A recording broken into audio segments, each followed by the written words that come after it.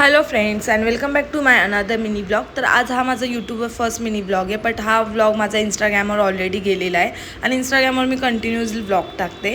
तर आज माझा यूट्यूबवर फर्स्ट व्लॉग होता आणि आज मी उत्तप्पा आणि डोसा बनवत होते. त्याच्यासाठी फक्त प्रसादला नारळ फोडायला लावलेलं, पण तो इतका ड्रामा करत होता तर मी त्याच्या डोक्यावर एक टपली मारली. सो नारळ फोडताना त्याच्या हातामध्ये घुसला होता चाकू.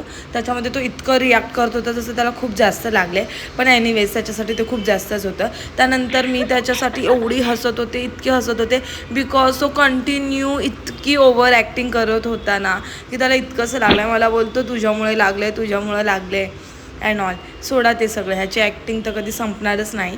तुम्हाला मी खूप अनसीन दाखवत नाही, तो खूप ड्रामा करतो.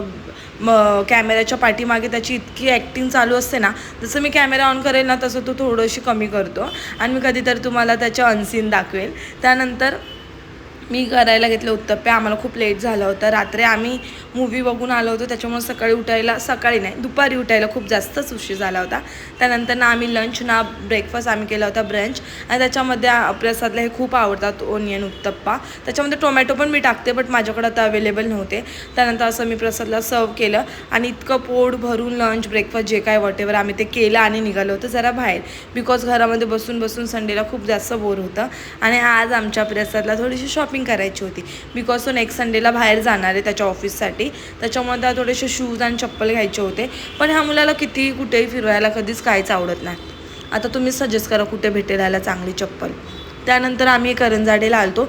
इकडे तो प्रॉपर गावासारखंच वाटत होतं, अनडेव्हलप आहे थोडंसं, पण खूप शांतता आणि खूप वेगळंच वाटत होतं. त्यानंतर आम्ही आईस्क्रीम एन्जॉय केली आणि इथं ह्यांचं